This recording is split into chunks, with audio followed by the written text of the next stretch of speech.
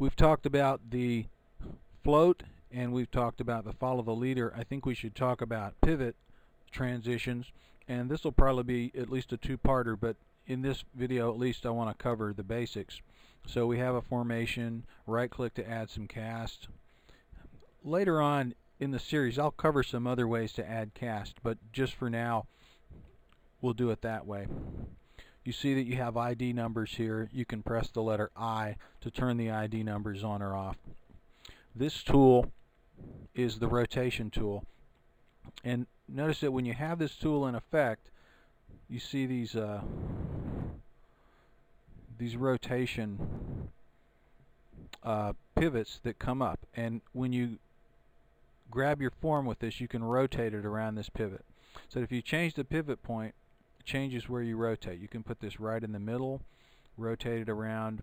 You can put it on the end and rotate it around like that. So that's your pivot point. You can place that wherever you want. And by the way, if you want to center that on the form, you right click on the form, center rotation point, and it also always will center that. Now the pivot point and the rotation, the pivot transition sort of work together. If you want to move the pivot point around, you know how to do that with this tool. You know how to pivot your transition, pivot your formation about your pivot point. You know how to center the rotation point. Now how do we do a transition? You know that you can right click to do a transition. You also know that there's a command up here, by the way, on forms, transition. This will transition all of your selected forms. And a shortcut for that also is Control T. So if you just type Control T, you get a transition. Pick a pivot. Let's just do a 90 degrees.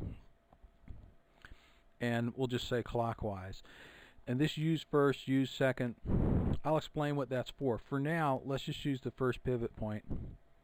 Remember, in any transition, there are always at least two formations. You have the beginning one, and then you have your target. That's the one you're going to.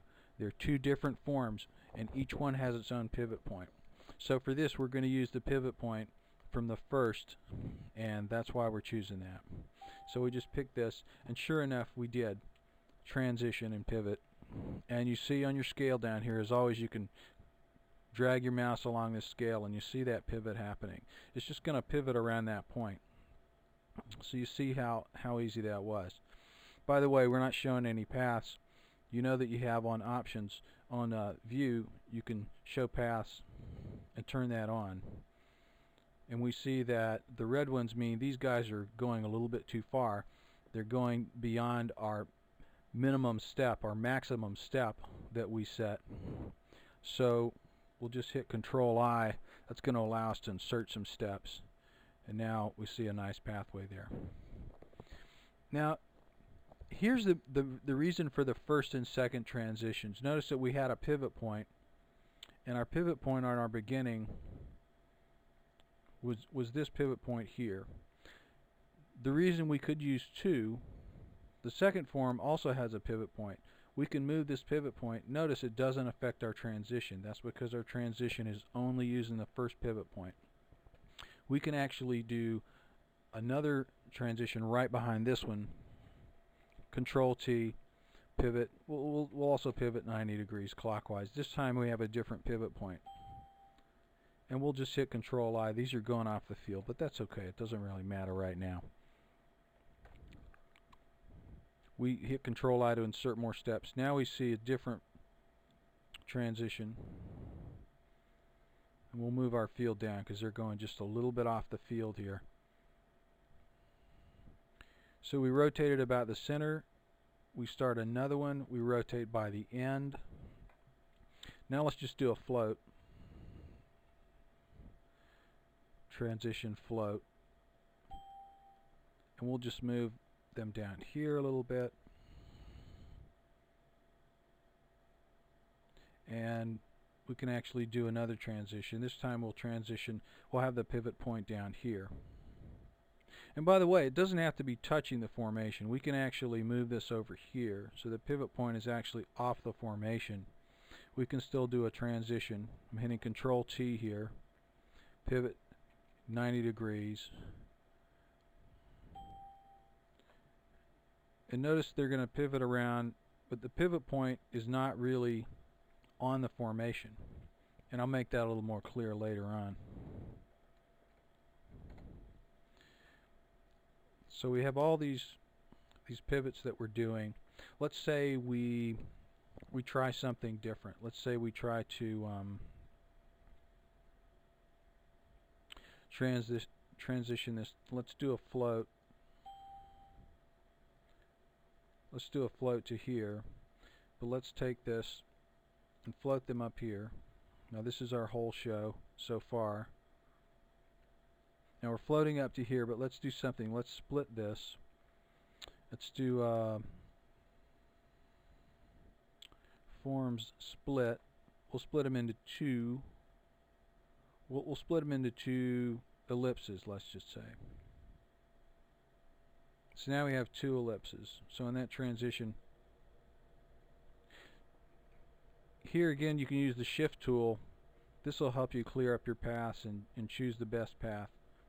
You see what we're doing, and we'll turn on ID numbers by pressing I.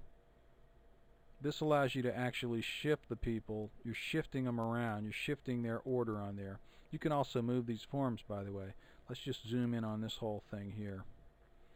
You can move these forms, and you can also take this and you can shift their order. And you see when you're shifting their order, you're getting often a much better pathway to follow.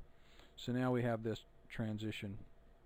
And now they're transitioning, and that's not too bad. There's a little bumping there, but they're transitioning from a line to two circles. The reason I want to point this out, minus to zoom out. The reason I want to point this out is you can transition two of these around a central pivot point. So let's choose two. By choosing the pivot tool again, the rotation tool, you see two rotation points.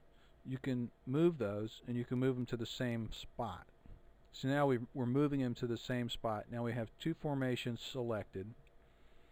Now I can go up to formations, transition. We're going to transition both of these. Let's make it, let's just make it 180 degrees this time. Let's make it clockwise. We'll say use first. Again, later on I'll explain why you'd want to use the second or use first and second. You hit OK. Now we're transitioning both of these. Again, we want to go up and edit insert steps. It automatically fills in the number of steps you need to make this step size your maximum step size. You can insert that. Now you have a transition. Now remember how we got to here. We did a few pivots. Hit the equal sign to get the full view. We did a pivot around a central point, around the end point. We did a float. We did a pivot in the other direction. We split it into two circles. Now we're going to see what we're doing here. We pivot. Remember, the pivot doesn't have to be on the formation, so these two are pivoting around a central point. You can turn the ID numbers off. You can drag here all the way to the end. Still a little too long, so let's insert one more step. Now we have that. So this is our whole show so far, made up of almost entirely made up of pivots. And if you want to see that in 3D, hit the glasses. By the way, if you want to turn paths off, hit the P, turns the paths off if you don't want to see those. And you can also zoom in just a little bit. Use your slider tool if you want to slide the view around. You can also, by the way, on the options, view, if you don't want to show the forms when you're in 3D mode, now you don't see them. See? So you can see your whole show in 3D by dragging like that. Just hit the rewind, hit the play, and now you see it playing out. There's a fair amount that goes on with pivots, and there's a lot of different effects you can do with pivots, and I'll probably do another video at least about pivots, but I just wanted to at least cover the basics. So now you know basically how to use pivots. The whole point in using pivots is you have to set up a little planning in advance. When you get ready to use the pivot, before you plan the maneuver, know where you're starting from and place your pivot point. Place your pivot point where you want it to be. One thing I do want to point out, when you have made your pivot maneuver, if you want to, you can still change the amount. Say we did 180 degrees here. we're not stuck with that. You can actually move these. You can pivot these. You can move these guys around their formation. Now they're not moving 180 degrees anymore. Now they're moving more like 90 degrees. We'll turn our paths back on so you can see the path. This is the dotted lines. The paths show where it's been. Previously they were moving around about 180, but we changed that. And they don't have to be the same either. You can also take this and make this one go farther, make this one go not as far. Choose his rotate him around his pivot point. Now you have two pivoting at different rates, where this one is catching up with the other one. The point being that after you make this maneuver, you can still rotate this form some more to make it go farther, to make it go not as far around your pivot point. And so now that's how much we're pivoting. I think that's enough to cover for this for now. We'll do more on pivots in a future lesson.